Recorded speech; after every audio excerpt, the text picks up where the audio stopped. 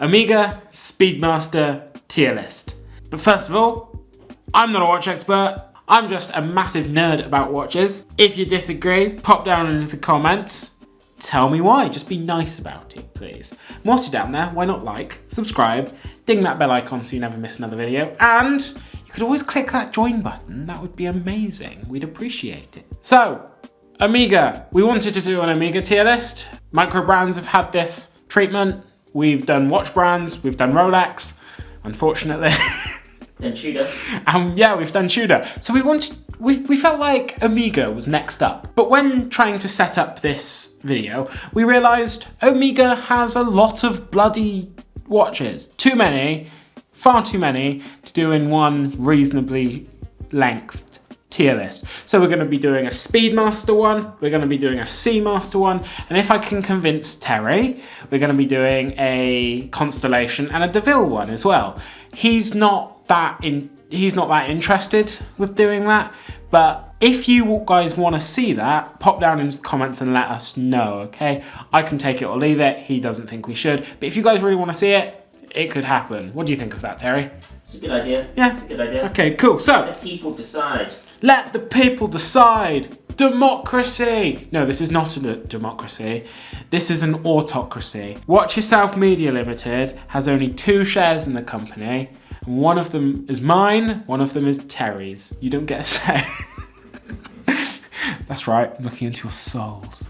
Right, so, Speedmaster tier list. Let's get into it. First watch is the White Dial Speedy. This is one of the few watches on the list I have yet to get my hands on, but it looks bloody beautiful. Everything about it looks incredible. I really want it.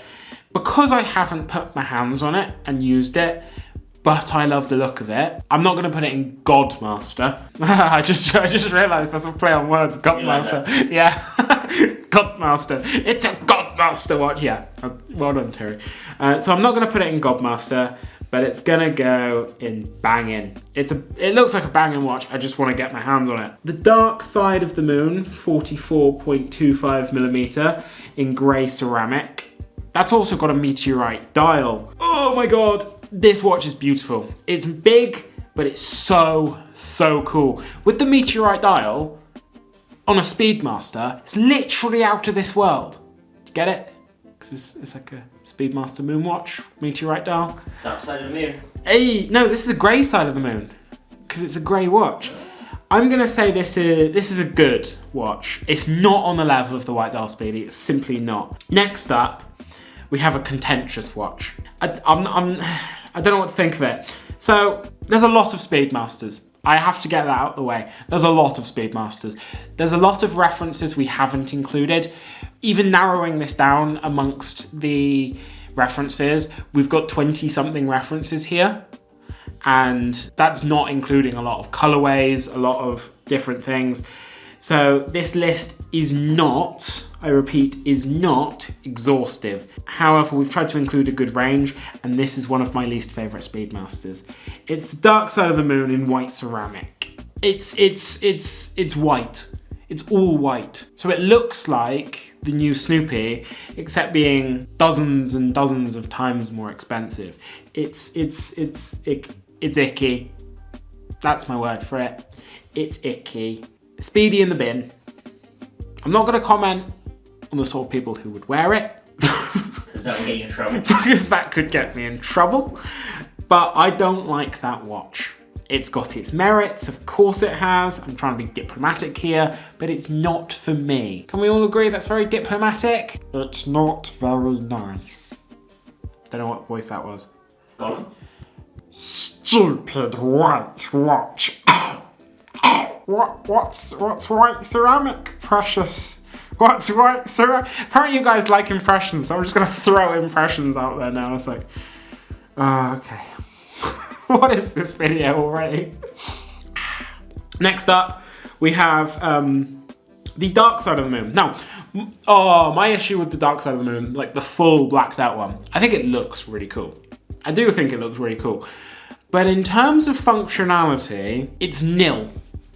It's nil. You have to be in a room with incredibly good lighting to read this watch because it's got zero lume or anything on it. If it's even slightly dark, you can't read your watch. It's a pure fashion accessory. It's just completely blacked out for that reason, because you'd literally need to hold your phone torch on your watch to read it in any sort of dimly lit environment. It's a meh for me. I think it looks a lot better than the white dial or than the full white ceramic, so it's not getting in the bin.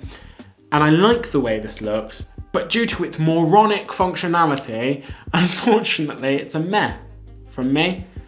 It's a meh. Stupid design. Next up, we have the X33 Mars Timer. Mars Timer is an interesting one. I think it's cool. It's very difficult to use. I've struggled to set them in the past at work, to like try and set them to 8 minutes past 10 for display and stuff. It's cool. One of my issues with it though, I don't have many, but one of my issues is the bezel. It's poo brown. They say it's like a coppery red planet Mars sort of colour, but no, it's poo brown. I'm sorry, it just is. And for that reason, this watch is going in meh. I think it's cool, but it's got a poo bezel. And it's also horrifically complicated. So it's going in meh. Am I being fair so far? Absolutely fair. This is my opinion. And can I just say as well, before we progress with the video, these tier lists especially, I add a lot of flair onto my opinions for comedic value and stuff. It's not representative of any company other than mine. It's not representative of any organisation or anything. It's my opinion. And it's just to be taken with comedic value. Next up, we have the chronoscope. I like the chronoscope, and honestly, I have very little else to say about the chronoscope. I think it's cool, I just think it's very busy. I wouldn't own one, really, but I think it's really cool. There's a lot of other Speedies I'd rather own. It's just very middle of the road for me, to be honest. Speedmaster 38, again, I think it's really middle of the road. I think it's great if you want a smaller Speedmaster, which I would, but I think the normal Moonwatch Professional wears so nicely at 42mm anyway, with those really short lugs and everything.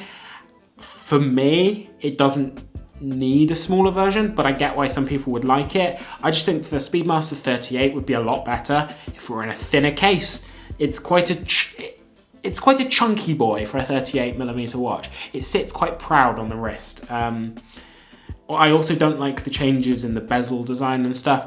Cool watch. If I was after a smaller one, I'd 100% consider it. I just like the size of the normal 42. So for me, it's going in Speedy Good. We're yet to put anything in Godmaster. Is there something on your mind? Oh, yes. Yes. Now, the Super Racing. So, the Super Racing is an interesting one. Unveiled 15 months ago or so. We've even made an entire video on it about the spy rate movement and about Omega's new certification of -0 + 2 seconds a day. But nobody on God's green earth has seen one. No shops have received one yet. So I'm not putting it in Godmaster because I haven't seen one. I can't tell you how good it is. But I love the technology in it and everything. I love the design with that sort of honeycomb. I think it's awesome from how it's been described. So it's going in banging. I think that's fair. I don't think it deserves a better place than that, to be honest. What do you think, Terry? Well, if you haven't seen it, yeah, it's hard to decide. Exactly. Now, the Speedmaster Racing, just a lot of variants of this. The one I've thrown into this video, or asked Terry to include in this video, is the Panda. Because it seems like it would be the most popular variant of it.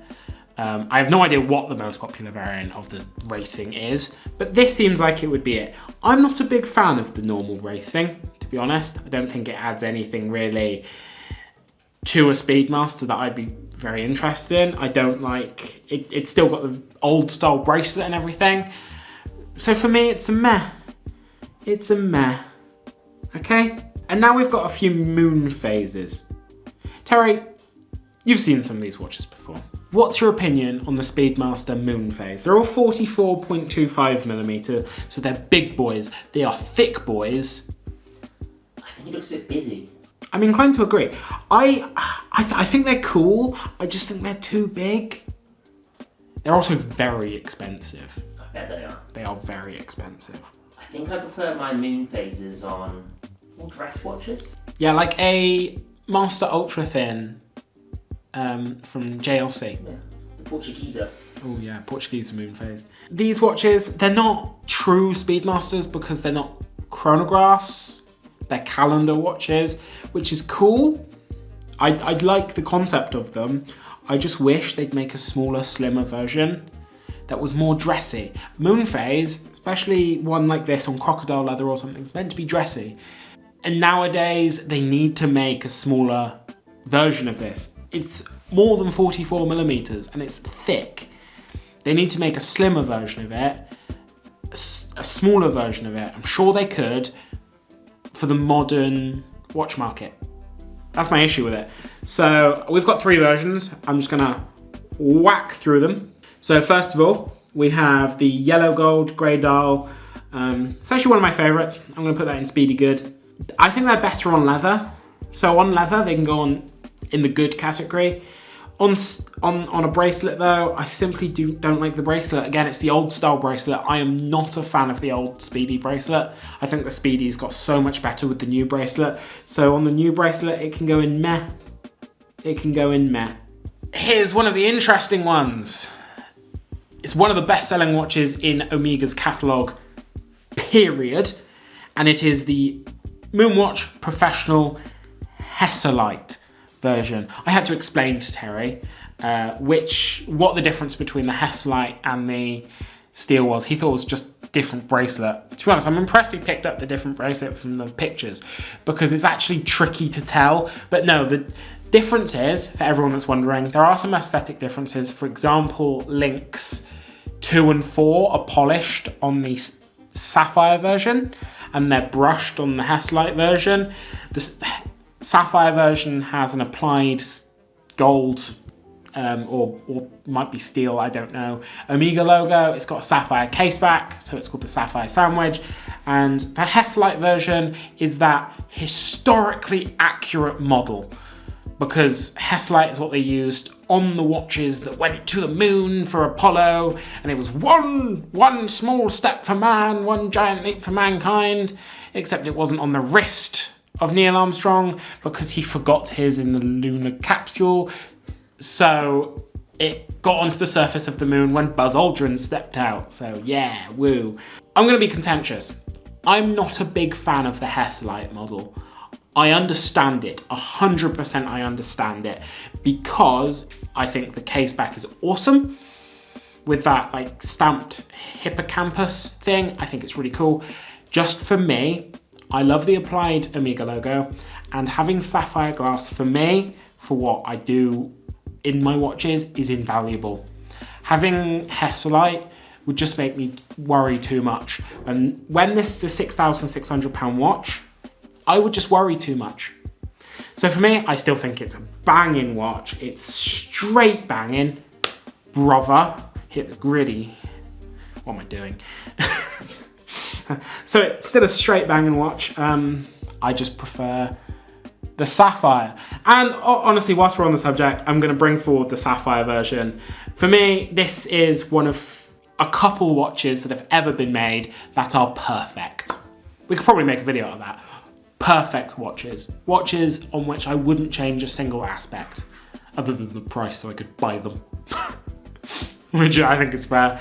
And the Sapphire Sandwich Moonwatch Professional is Godmaster.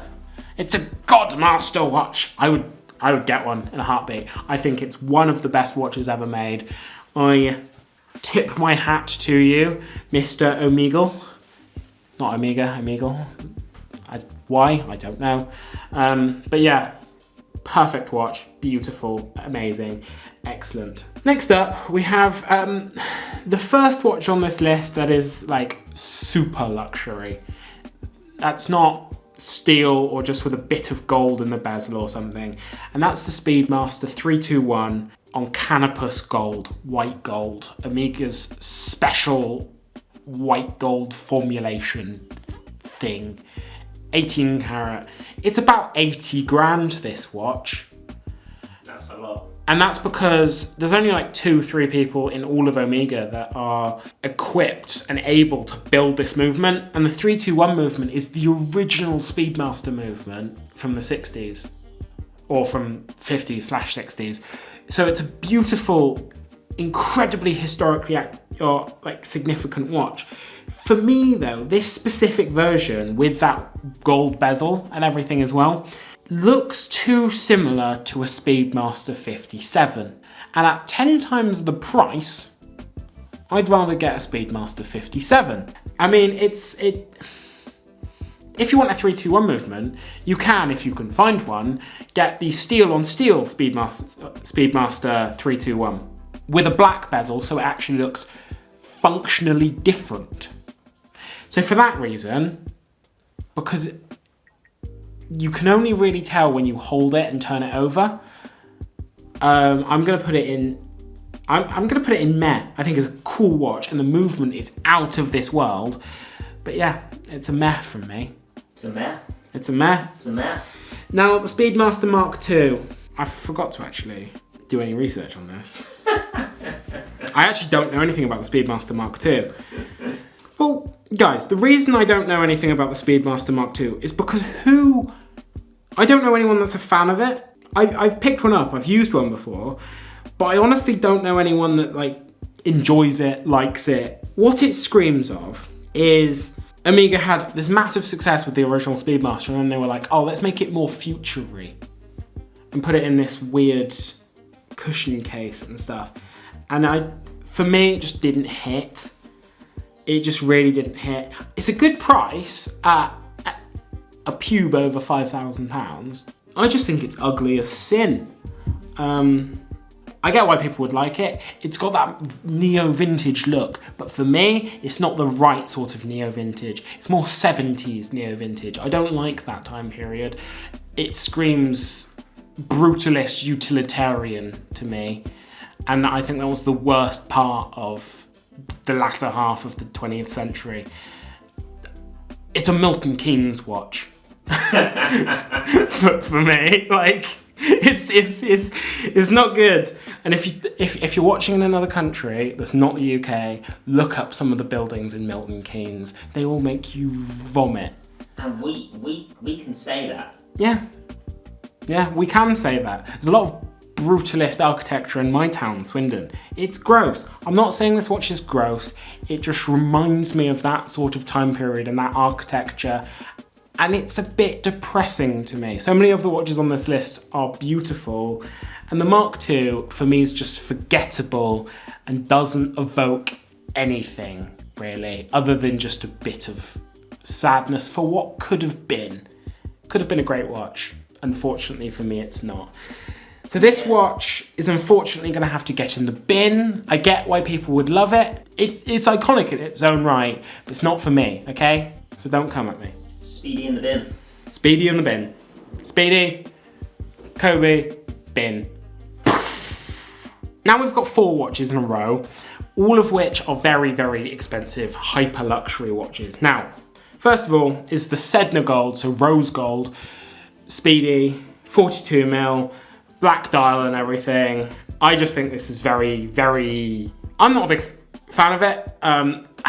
I don't know why I should be. I think it's an awesome watch. It's about 50 grand or something. So it's so cool. It's funky. It's luxury. I like the gold and everything. It just doesn't hit as much as some of the next couple of watches. So for me, it's a meh. And it's for a watch of that cost, that's a Speedmaster, it needs to be special. And for me, it just doesn't hit that emotional, evocative place. Is that fair, Terry? I think that's fair. Yeah, it's a cool watch, it's beautiful, it's lovely. If someone offered me one, I wouldn't say no at all. It's just a meh. It's just a meh. I mean, it's very top tier meh. It's top tier meh. It's just a bit of a meh. Next up, we have the Moonshine Gold, so Omega's special yellow gold variant, Speedy, in the green dial. I think the green dial is really cool. I like the green dial a lot. but it's not my favourite.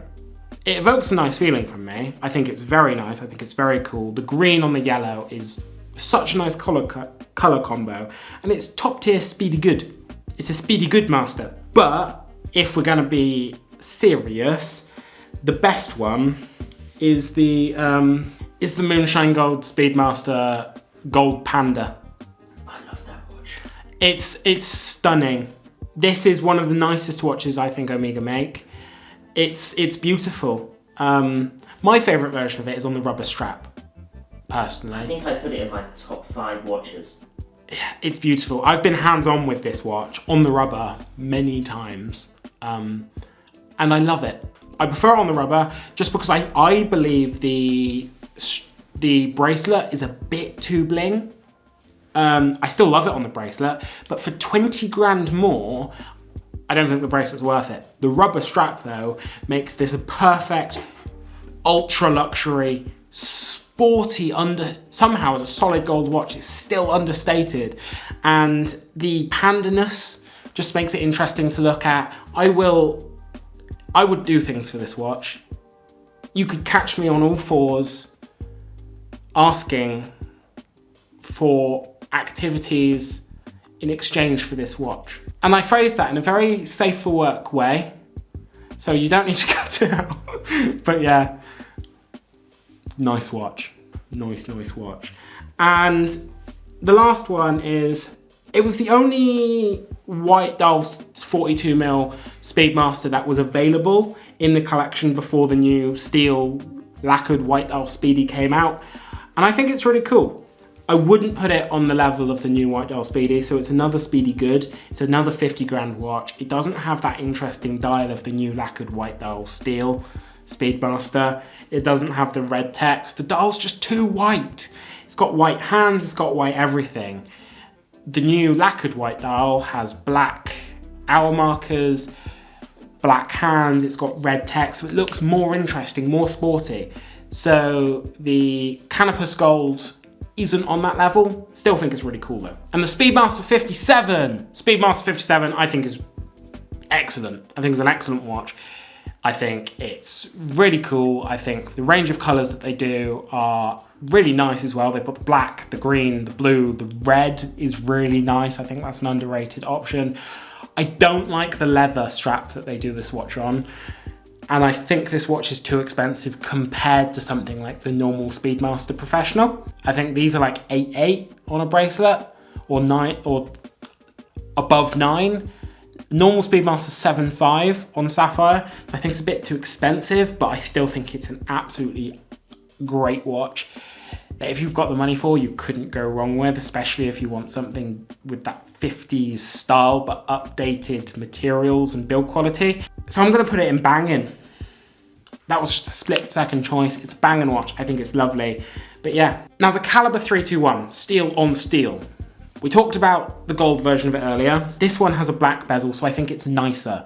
It looks like a cross between a Speedmaster Moonwatch Professional and a 57. And to me, that's the best of both worlds. The issue with this watch is availability. You'll likely never see one. I've never seen one, and for my own rules, I was keeping it out of the Godmaster category. But I still think it's a beautiful watch. The movement is stunning. It's obviously expensive, but as I mentioned, there's very few people who are equipped to build that 321 movement. But it's a beautiful watch. It's a piece of history. If you can get one, and if you have the money, you can't go wrong. So it's gonna go top tier banging, like ultra top tier banging. The only thing keeping it out of that top category is I haven't been hands-on with one. 2 watches left. 2 very interesting watches. First of all, the Snoopy. This is a watch I have been hands-on numerous times. I think it's amazing. I think it's really, really nice. It's got that loopless strap design, the sailcloth, blue with white contrast stitching. It's got obviously Snoopy on the dial. It's that sort of white with blue panda dial. It's got Snoopy on the case back. Oh my God, it's so cool to see that rocket go around. I love it so much. Again, availability is shite. Omega estimate like about 5 years. That's ridiculous. ridiculous. Yeah, and it's not limited. It's part of their core range. But I think it's such a cool watch. Does it evoke the same feeling from me as just the normal black dial Speedmaster? No, it doesn't, unfortunately. So it's gonna go banging, and I don't want to take anything away from that watch. It's amazing. I love it to pieces. It just doesn't evoke that same feeling that I feel like a watch needs to evoke for it to go in Godmaster. It needs to evoke a special sort of funky feeling from me. Oh, that's fair. Yeah. Godmaster is special. Special, Terry. Special. Lastly, but not leastly. Is that a word? It is now. Lastly, but not leastly, we have the Dark Side of the Moon Apollo 8. This is the new version of the Apollo 8, the one with the rocket on the subdial at 9. So I've seen the old version of the Apollo 8 in real life. Banging watch, amazing. I even think it was worth the price, weirdly. This watch I haven't seen in real life. Obviously it's been upgraded and the price has been upgraded. I cannot wait to see one in real life. For now, it's gonna go in Speedy Good, top tier Speedy Good, because it's a lot of money for what it is, but also I wanna see one in person. And I feel like if a watch I haven't seen in real life, I want to put it one step down from where I want to put it in this tier list. I want to put it in banging, I just haven't seen it in real life yet, so I need to have trepidation. So I'd put it in banging if it was as good as I thought it would be. So it's going to go in Speedy Good for now, but the one I've seen, which is the old version, would go in banging straight away. So I just want to say that, okay? What do you guys think of this tier list? What do you think, Terry? I think made some good choices. Yeah. Solid. I think we've got a good range. Godmaster is the Sapphire Sandwich Moonwatch Professional and the Gold Panda. Such a lovely watch. Beautiful. I would have been so disappointed if you didn't put that in. And to be honest, this was a hard tier list to make because I picked most of these watches because I liked them. Because I was like, I want to talk about that watch, I like it. So it was hard to put them on different levels. I think I've done quite well. There's a good mix. There's a good mix. It's actually very, very even.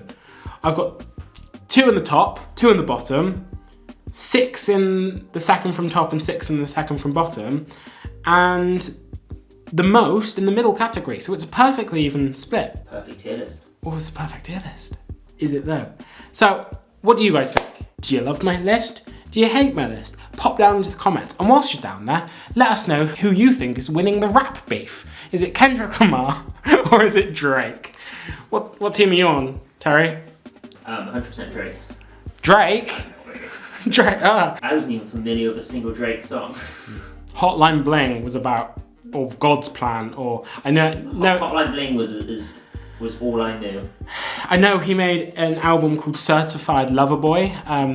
Obviously, he's not a certified lover boy.